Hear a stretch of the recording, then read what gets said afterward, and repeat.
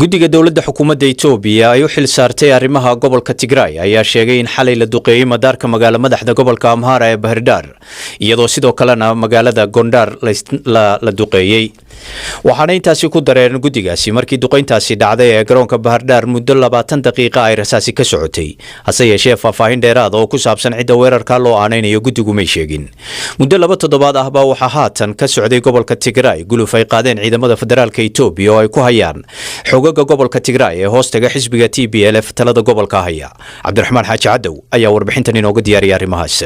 dowladda Itoobiya ayaa sheegtay caasimadda deegaanka Amxaarada ee Bahardar iyo magaalada Gondar ee ku dhow in xalay gantaalo lagu weeraray xafiiska ka warbixiya xaaladda degdega ee lagu soo rogay deegaanka Tigray ee dalkaas Itoobiya oo hoostaga xafiiska ra'iisul wasaaraha wuxuu sheegay gantaaladu in waxyeello aan badnayn ay u geysteen gagada diyaaradaha labadaasi magaalo ku yaala wariyaha BBC halkaasi uga soo warrama wuxuu sheegay gantaalada xalay saacadu markay ahayd 11 fiidnimo magaalooyinkaasi lagu weeraray ilaa ay dowladda deegaankaasi ay warbixin ka soo saartay shacabka magaalooyinkaasi ku nool inay cabsi argagax ku abuurtay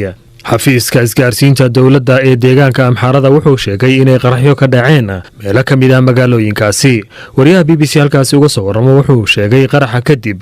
in ay rasaas xoogan socotay muddo 20 daqiiqo ah walow aan la garanayn rasaastaasi cidda ay u dhaxaysay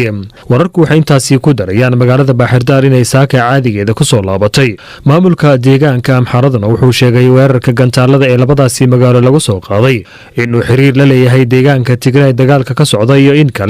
in haatan baaritaan uu socdo baaritaankaasi wixii ka soo baxana la shaacin doono ra'iisul wasaaraha dalka Itoobiya Dr. Abiy Ahmed oo afka Tigreega fariin ugu diray shacabka deegaankaasi wuxuu ugu baaqay in ay garab siiyaan ciidamada qaranka ee dagaalka ku jira oo ay badbaadsadaan ubadkooda zakabarka hazb Tigray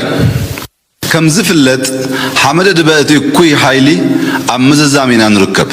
shacabka sharafta leh ee Tigray waxa aan u sheegayaa in kooxda TPLF xilligii la soo afjari lahaa la joogo waxa la filayaa in maalmaha soo socda kooxdani lagu soo afjaro waxaan idinku baaqayaa in ubadkiina aad ka badbaadsataan geeri bilaa micno ah iyagoo haatan gaajo iyo haraad duurka ugu dhamaanaya marka caruurtiina ma aha in ay sabab la'aan u dhintaan ama u dhaawacmaan mar labaad waxaan idinku baaqayaa inaad caruurtiina dagaalka ka badbaadsataan si aan isaga kaashano deegaanka in nabad waarta lagu soo dabaalo waxaan idin leeyahay naftiina ubadkiina iyo deegaankiinaba kooxda TPLF ka badbaadiya oo gacan si ciidamada qalabka sida waad mahadsantiin abzan kilta salasta maaltat raskum adhanu yani ra'iisul wasaaraha Itoobiya Dr. Abiy Ahmed wuxuu sheegay in kooxda TPLF dhan walba laga hareeyay muddo gaaban lagu soo afjari doono wuxuuna maleeshiyaadka daacadda u ah ee